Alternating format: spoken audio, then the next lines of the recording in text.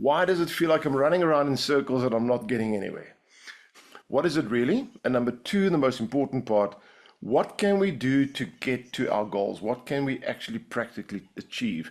Not just in our own lives, but when you coach people, what is the steps or the processes you can take them through? So that's what we're going to talk about today. So let's start off. What is chaos really? Well, chaos means disorder. Things are not in place. Things are not happening. When we run around in circles, we create chaos because we're doing a little bit of this, a little bit of that, and it's just one huge mess. The first thing you really want to do is to learn to look at chaos or disorder from a different viewpoint. And the viewpoint you need to look at it is chaos. You guys ready? Chaos is the gift. Because what chaos does, it creates a desire for order. Chaos very often is the catalyst for change. Let me unpack that a little bit. I grew up in a house. My mother was an artist. I don't know if anybody's been an artist, especially someone that paints with oil. If you've been in a studio where they paint, it's chaos. If you look at the way where they start painting and it's a couple of lines on the thing and you look at it, and I watched it as I grew up for years. I look at this thing and I'm thinking, what is she doing? Where's she going with this? But eventually out of that chaos, art is created, something magnificently beautiful that can last a lifetime, inspire other people, and it becomes worthy. You know, it's got a price to it. There's a price tag to it. People are prepared to spend money on it. So chaos is the catalyst for order and for change. In a variety of other areas, if you look at natural disasters, we had floodings in South Africa. What happens? The community starts coming together and rebuild. Chaos sometimes brings people together to go on a venture or on a rebuild project to create something magnificent. And very often when communities come together to create something out of chaos, what they create is better than what was in place before the chaos entered the scene. So chaos has got the gift to sometimes bring improvement in structures and concepts, you know, in our communities and our lives. If you consider technology, this is the basic driving force behind technology and innovation. What drives it? Chaos, things that are broken, things that are not working well. Innovation requires chaos as its biggest, largest driving force. It's really just humans saying something is not working in this world. Let me do something to improve what's not working. So when we look at chaos, when we look at ourselves running around in circles, we very easily go into a negative space. We very easily get despondent, we get frustrated, but embrace it because realize the following.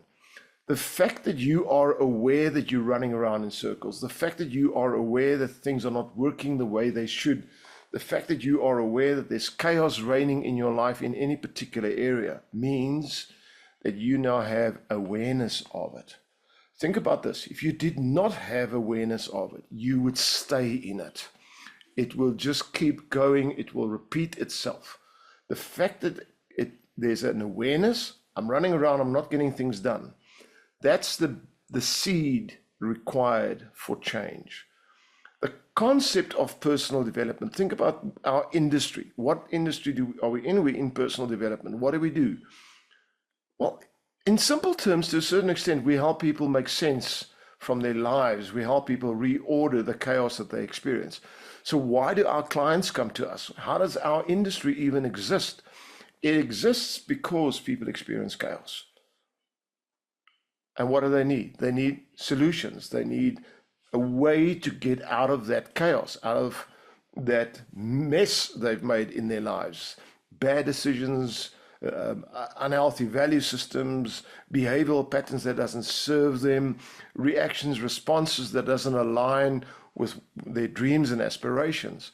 And that mess that they are in is the reason they contact us. So for us, especially in this industry, we need to learn to kind of embrace a little bit of a mess, a little bit of chaos, and realize it's not only bad, it's sometimes the catalyst. Your client needs to change, and sometimes the catalyst you need to change. So if you are going to coach someone and they say, Coach, I'm running around in circles, I'm not getting things done, my life is a mess, it's absolute chaos.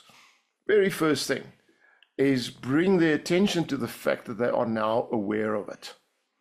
And the fact that they are aware of it means they are now also aware that they can change, and that change is required. That's one of the greatest gifts you can give your client or even yourself, is that realization, I need to do things differently. There's nothing wrong with it.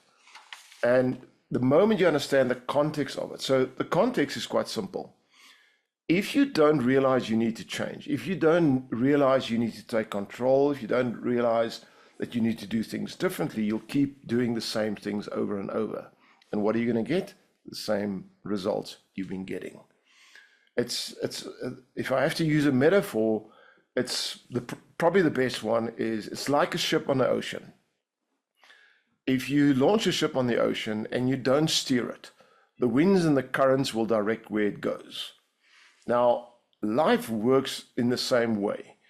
Life has a vast amount of external factors and things that influence us.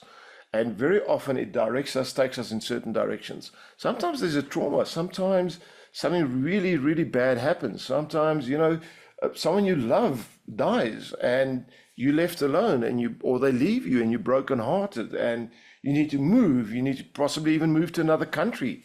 There's a lot of things that happen on the outside that impacts us massively. So COVID came in, the world changed, some people got retrenched, and there was a massive amount of change. These are all external factors, but here's the reality. Let's be aware of which external factors influence us, but also let's not be just submissive to all external factors. In other words, if you've got your boat on the ocean, the winds are blowing, the currents are moving. If you give up, if you hand over, if you believe that you've got no control over anything, then the winds and the currents will take you where they want to. And you will just go wherever. Now, there's nothing wrong in essence saying, well, I give over. The universe or God directs me or guides me. My instinct, my gut feel tells me where. If that's your decision, kudos, go for it. Do it.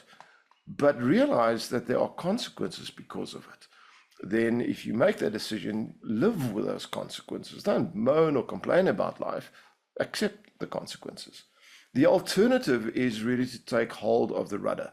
Take hold of your ship in this beautiful thing called life and decide where you're going to direct it. That's a decision. So first and foremost is realize that the chaos, the running around in circles, not getting things done, is the fact you know about it is a gift, because now you have a choice. A choice of what? A choice to change. And that's where the key lies. It's that absolute decision of your full conviction, making a choice. I'm not going to submit to those external factors, those winds that are blowing me all over the place, the currents, the storms, or whatever has happened. It's happened, it's real. I'm not going to ignore that it hasn't happened, but I am taking control. That decision has to be an absolute choice. I call it a conviction of the spirit. It's not just your brain taking that choice. It's like every fiber of your being must make that decision. It's a massive decision first and foremost. That's where we start. The second thing, which you guys do know, and I should not necessarily have to say this on this group, but I am. If you don't know where you're going, you're not going to get there. You are going to run around in circles. So that's a very easy statement. A lot of people hear it and they go, yeah, I get it. But let's look at it from a different angle. And I've mentioned this a couple of times in some of the courses, but I want to just mention it again, because this is a mistake that even experienced coaches make. When we decide where we're going, we have to be incredibly specific on where we're going. So let's put this into context. I live in Joburg, and let's assume you live in Cape Town in a suburb in Claremont, a beautiful area in Claremont. and you invite me for tea. High tea. Also, you joining us? Yeah. We're going for high tea and you've invited me. Now, for me to get to Claremont, I'd probably have to drive. So here's the thing I want you guys to understand. I know how long it takes. It's going to take me about 14 and a half hours. I'm doing a quick estimation. I'm going to make sure that my tires in my car is in proper order. I'm going to ensure that I've packed the right clothing. I'm going to ensure that I've got food for the road, money for fuel, possibly a place to sleep over on the way there. All of that I know how to prepare. I can then get into my car. I don't even have to put on my GPS because I know the road to Claremont. I know where Claremont is. I grew up in the Cape. I know exactly where Claremont is. So I'm now going to get driving, and let's assume I'm driving non-stop and I've got a partner that's helping me. Let's be safe and not drive for 14 hours ourselves. But let's assume I've been driving now for 14 hours. I am like half an hour away from you in Claremont. I'm 95%, 99%. I've prepped, I'm ready, I've been putting in effort, time, a huge amount of effort. I'm going there, I'm going to get there. I'm so close, I enter Claremont. But you didn't give me your street name and number. Will I find you? No. See, very often we run around in circles because the moment we have 99% of the plan, we think we have the whole plan. The moment we have a goal that's specific enough that tells the brain, you can spend the next 14 hours or 15 hours doing this and you'll get there. But we're not specific in where we are actually going. Guys, you can be 100% accurate on your journey, right up until the last 1 or 5% of your journey, and not get to your destination. The simplest thing about goals is the clarity, the specifics of the goal. Unless they are very specific, you're going to run around in circles. If I drive all the way and I get to Claremont, I can spend more time driving around in Claremont than the entire journey would have taken me. I can spend days driving around in Claremont trying to look for a specific house if I don't know where it is. I'm not going to find it. Does that make sense? I really hope it does. So in your own life, when you set goals for yourself, make sure that they are very specific, but also make sure that they are simple enough. If you explain them to a 7-year-old, a 7-year-old must understand exactly what you mean. If you're going to be too ambiguous, if you're going to be very vague, and the 7-year-old can't grasp it, trust me, your deep subconscious doesn't grasp it either. You're going to build a massive strategy to get there, to do things, and whatever the case may be. But guys, you're going to end up at the end just running around in circles, and you're going to feel petrified, terrified, because you're burning resources, you're burning fuel, you're burning energy, you're burning everything up, and you're so close to the end, but you're not there. So get crazy specific. Much better to get over specific. Give me the address, the street number, give me the street name. But you know what? Tell me what the house looks like. Tell me what your fence looks like. Tell me what I can expect standing outside. In fact, even better, go and wait for me outside when I arrive, because then I know. The more details you put in, the easier it is to get there, and the clearer the plan to get there will become. That's the first thing we want to do. Make sure you're clear. Number 2, I'm going to share 9 points with you guys. Some of them you've known for many years, some of them hopefully are new. The second thing, don't confuse yourself. I coach so many people, and one of the questions I ask is, what's on your to-do list? And I had a guy last week, he showed me his to-do list. He had 37 things on the to-do list. I almost died, and he color-coded them, and he had time schedules in, and there was so much detail. My first response was, how long did it take to build that to-do list? And apparently he's going on for every day.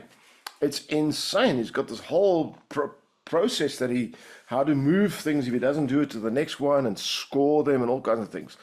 It looks phenomenal on the outside. Number one, I believe way too much time is wasted on some to-do lists, some of the detail. I mean, one of the things you had on there, clean office. That shouldn't be on your to-do list. That's freaking obvious. Clean your office is obvious. Sort your shit. That's obvious. You don't need to put it on a to-do list. That's not a requirement. But here's the challenge. If there's too many things on your to-do list and you look at it, it looks overwhelming. It looks like a vast amount of work to be done. So what happens when we get overwhelmed? We take the path of least resistance. And what's that?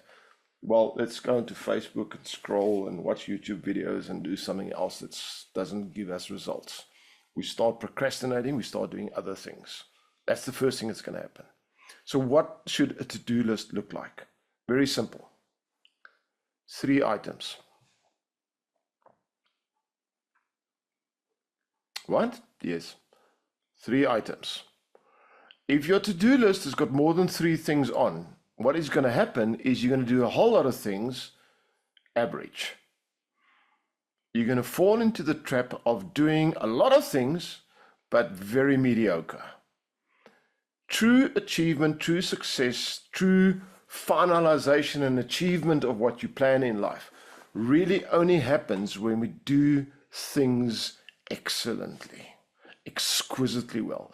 You are not made average, you are not created average, you are created phenomenal. You've got talents, you've got gifts, you're an amazing human being. Choose less things to do, but do them at a level of amazing and watch what happens. I focus on very few things each day. I will have 3 things on my list at max. There are days that I have 1 thing on my to-do list.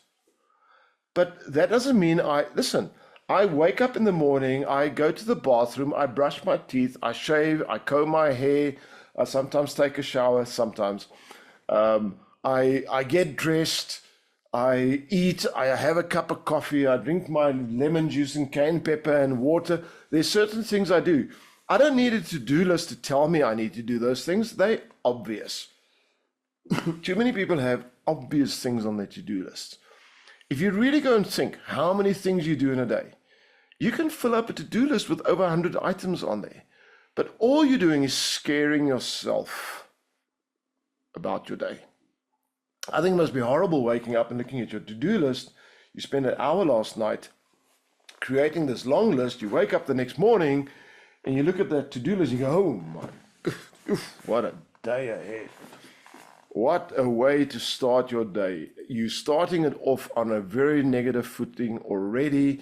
You're starting with your mind telling you it's going to be an overwhelming day. You're being overworked. It's too much. I can't do this. It's already an overload. So guys, keep it simple. What's that wonderful saying? Keep it simple, stupid. Keep it simple. 3 things max on your to-do list and do them exquisitely well. Here's the beauty of it. If there's only 3 things in there and your mind goes, I've got 3 things to do, I'm doing this right now. What you're doing is on a subconscious level, you're giving yourself permission to focus better. If there's a lot of things in your to-do list, that little crab of many legs is going to scratch you. So even if you're busy doing one thing, your brain is going to say, I still need to remember, I need to do that, I need to do this, I need to hurry up because I need to do this, I need to do that. You are distracting yourself. If there's few things in your to-do list, it gives focus, and focus allows excellence. So, you know what? If you don't have a to-do list, I do suggest you get one because it also allows you to prioritize what really needs to happen today. What really needs to happen today? I very often wake up, I don't have a to-do list for the day. First thing I'll do, because I've got papers everywhere, I will jot down 1 or 2 or 3 things that I need to do. And I love, here's the second thing. I love looking at my list, putting a huge tick next to it, and then doing a happy dance. I'm not going to do it on camera because it's rude. My children ask me not to do it in public. But why do I do a happy dance? Point number 3. Because I measure and I celebrate. If you want to start achieving things in your life, always have a measure of completion in place. The measure of completion tells your deep subconscious mind you are an achiever. Now, imagine you've got 3 things on your list, and they're important, and you do them exquisitely well. What are you telling yourself? You're telling yourself that you do things exquisitely well, and you complete them well. What are you doing? You are rewiring your neuron network. You are training your brain to enjoy achievements. Get that brain of yours realizing that I can achieve, I can achieve, I can achieve, I can achieve. That's a critical component. Now, here's number 4. Sometimes when we feel like we're running around in circles and we're not achieving, it's a false sense. The true sense is actually that you're just bored. When you're bored, the brain has no realization of achievement. When you're bored, your goals don't trigger you, don't create enthusiasm in you. There's no passion, there's no reason to do things. Boredom is a horrible state. So how can we sometimes create order in our own chaos? Very simple. Do something outside of your comfort zone. Do something weird, something completely different. Challenge yourself to a different level. Here's the thing. The moment we get out of our comfort zones and we go do something we haven't done maybe ever or in a very long time, the stimulation it gives your brain is phenomenal. There's a wonderful old saying that says, a change is as good as a holiday. Guys, a change is sometimes one of the catalysts you need to stimulate your own brain, because when you do something outside of your comfort zone, your neurons are on fire. Man, that brain is going clickety, clickety, click. You're stimulating yourself. And when the brain is stimulated, it goes into creative mode, and it starts coming up with solutions that maybe you haven't thought of before. It starts reprioritizing. It starts looking at the same old things through a new lens. And sometimes when you're bored, you don't realize that you're bored. So if you think you are, test yourself. Just go do something completely different that you've never done, that's very stimulating and challenging to you. And notice how you look at your own life after that. If you look at your own life with a little bit more excitement, guess what? You were bored before. Get external feedback. That can be a family member, that can be a partner, that can be a friend, it can be a colleague, it can be a coach. Get someone, and you can get them as an accountability partner, which is not a bad idea. But sometimes it's very good to speak to someone else which stimulates your thoughts. When we enter into a conversation about our own lives with other people, there's a couple of things that happen. Number 1, if you're sitting alone and you're thinking about your own life, your own thoughts are fleeting. The Buddhists say we've got a monkey brain, you're thinking about one thing, peanut, ooh, we go there. So we very quickly change our minds, we redirect our thoughts. They're not stable, they don't stay on the topic, and they don't go into depths. But when I enter into a conversation or some kind of a deliberation with someone else, I am forcing my brain to pause on the topic. When it pauses on the topic and hovers on the same topic, I am now thinking better. I am going into a more, what we call a deep thought process. I am really thinking about it, because now I have to express it and I need to make it sound logic for the other person to grasp. So that's the first thing. I'm thinking differently already. That's a gift you can give yourself. The second thing that's happening is when they answer us back, when they give us their opinions and their insights, that allows us to look at our own lives through a different lens.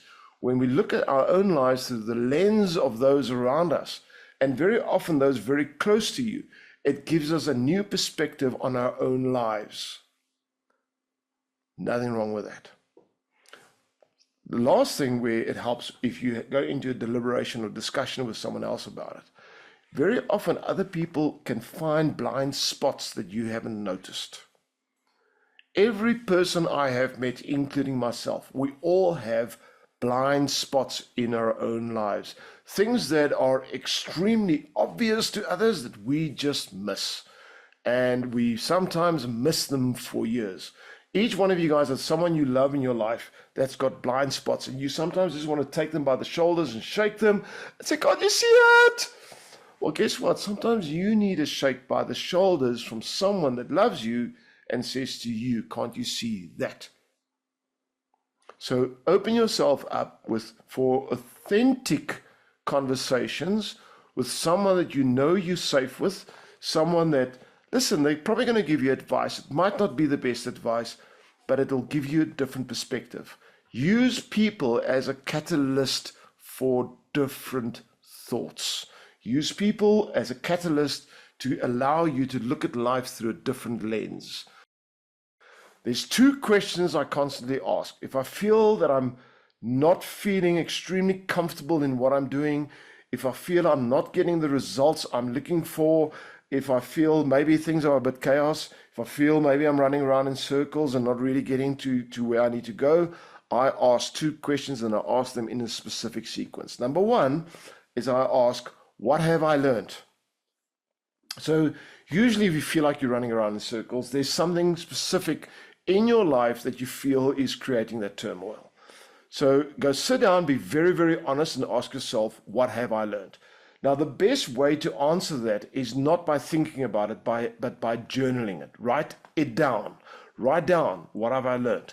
And write down anything between 5 to 10 points. What have I learned? Now, in some cases, what I've learned is what not to do. In some cases, what I've learned is if I do that, I don't get the result I'm really hoping for. That's learning. That's feedback. Write it down.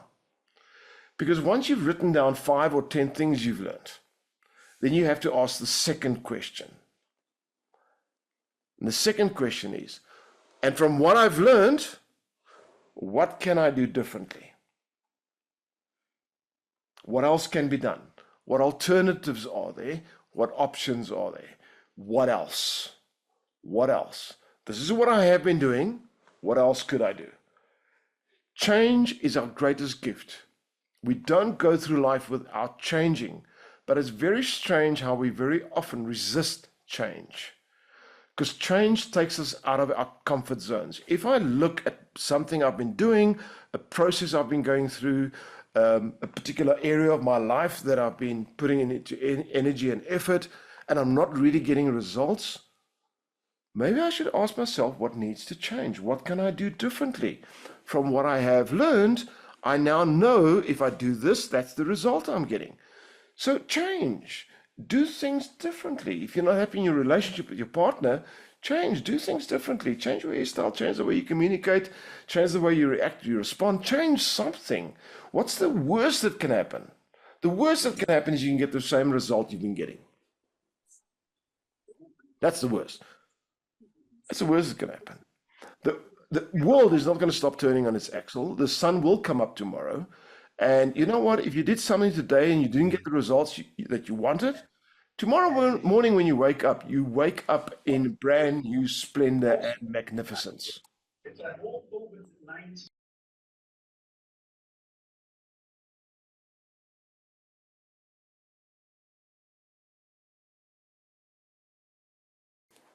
Take care of yourself. Take care of yourself. Feeling that you're running around in circles, not achieving, feeling that life is chaos, that kind of feeling very often, is not a fact that your life is in chaos and you're running around in circles. Very often, it's a sign of absolute exhaustion and burnout. Been there, done that, know what it feels like. Lesson learned. And what's the lesson? Take care of self. Put time aside for yourself. Treat yourself. Spoil yourself. Recognize yourself. Celebrate yourself. Recharge your battery.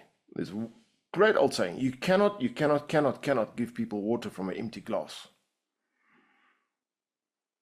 But you cannot give yourself water from your own empty glass. That sense of things are just not going right, things are just not, I'm just not connecting the dots, I'm just not getting to where I want to get, things are just not happening properly. Very often, it's purely because you're just exhausted. That's your deep subconscious mind saying, you know what, just take a break.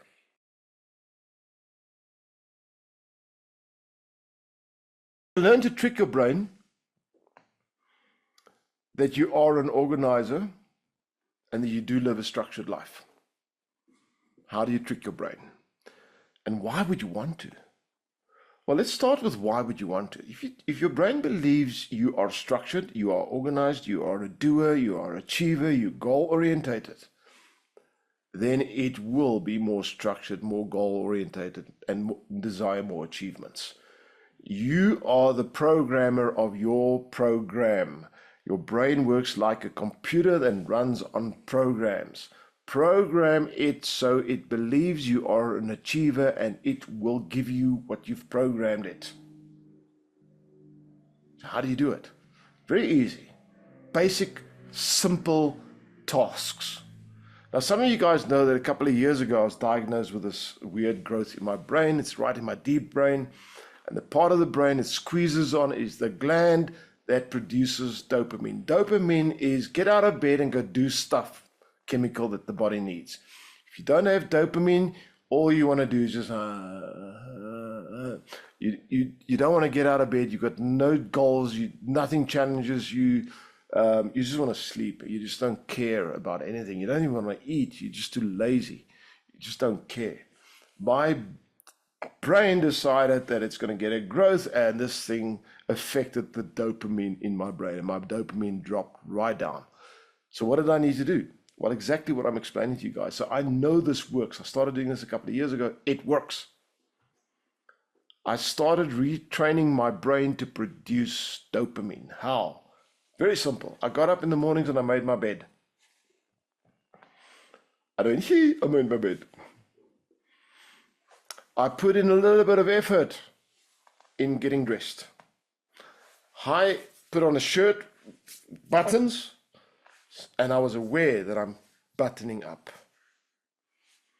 I did something else. I washed the dishes. We've got a dishwasher. We've got someone in the house that can wash the dishes. Not the same thing, they're two separate things. My wife I deliberately would wash the dishes. Why? It's therapeutic. And when you're finished and you realize I've just achieved something, the brain says, let me give you a little bit of squirt of dopamine. Start small tasks, continuous, do small things, sort out your desk, make your bed, reorder things, paint a room, go wash your own car. Don't take it to the car wash, go wash your own car. And when you finish, look at it and go, good job. The moment the brain goes, good job, poops, a little bit of dopamine goes in. And the more you repeat that, the more dopamine your brain produces. And the more dopamine your brain produces, the more achievements you want to achieve. The more things you want to do, the more goals you want to achieve. And the more you want to do that, the more you do it. And the more you do it, the more dopamine your brain produces. And eventually you get to a point where you're addicted to dopamine and you just want to do shit. That's a good addiction. Enter a meta state. What is a meta state? A meta state is called a state about states. How do I explain that? Imagine that you are walking in a forest and it's a very thick forest and you can't see any sign of direction. You don't know if you're going north or south, but you know you've entered the forest, you're in the midst of the forest and you need to get to the other side. But you are petrified because it's dark, you can't see, there's forks in the roads, there's dangers, there's T-junctions, and you've got no map, you've got no GPS, you've got no compass, there's nothing giving you direction. To a large extent, very often when we're running around in circles, that's where we find ourselves. We don't know where we entered and we don't know where the exit point is. So what do we need to do? Well, we need to get out of the subjective state and we need to get into a more objective state. So imagine you're in the forest, but you have a drone that's flying above the trees and the drone's got a camera and you can see what's happening on the camera. The drone gives you an objective view of your current circumstances, of your current life. A meta state does exactly that. It's an awareness of your states. So how do you practice it? How do you develop it? When you are happy, become aware that you are happy What made you happy? What were the conditions that led to you being happy? How does it feel being happy? When you're sad, when you're upset, any emotional state, or if you're in a productive state, if you're in an efficient state, if you're in a lazy state, go meter, observe what's behind me, what's happening around me, what has created this, what's caused it, how does it feel, what are the signs, what are the obvious signals around us. The more we develop the meta state, or another name for it is a state of awareness, the more we become aware of ourselves, the more control we have of our own state. So we start getting to a point where I learn the signals. When I get into a confused, running around in circle state, what usually happens is 1, 2, 3, 4. This is the path that takes me into that state. If I'm aware of what does an efficient state looks like, I can draw from my efficient state and bring it into the present, and that can become my guide out of the forest into a productive state or into an effective state. Does it make sense, guys? Learn to know yourself. Get to know thyself. Understand what leads you to success. Understand what leads you to confusion, to chaos, to feeling like you're running around. What preempted it? And what does it feel like when you are there? What's the thoughts going through your head? What do you keep repeating to yourself? So the second thing that happens if we start applying this, we are also retraining our brains. If I train my brain, I'm now aware that I'm not in an efficient state, and my brain has learned what is required, what thoughts, what must I say to myself, what must I do to put myself into an efficient state. What will happen, the more you do it, the more habitual it becomes. Anything in life, if we repeat it, it becomes default, it becomes habitual. So if I practice aware states or heightened awareness of my states and my daily routines and my behaviors, my reactions, my responses, everything that I do in life, and I retrain myself to enter a more efficient state, that state becomes habit. Now, all of these concepts are concepts you can apply in your own life, but these are also concepts you can break down for your clients, coach them on it. You guys know the techniques you can use. You can use metaphors, tell them stories about any of these, run workshops on it, doesn't really matter. It works. That's me. That's my 9 steps. I really hope some of you guys got a little bit out of it and you're taking control of your own ship again and not just being a little boat on the water that's flung around by the winds, the storms, and the currents.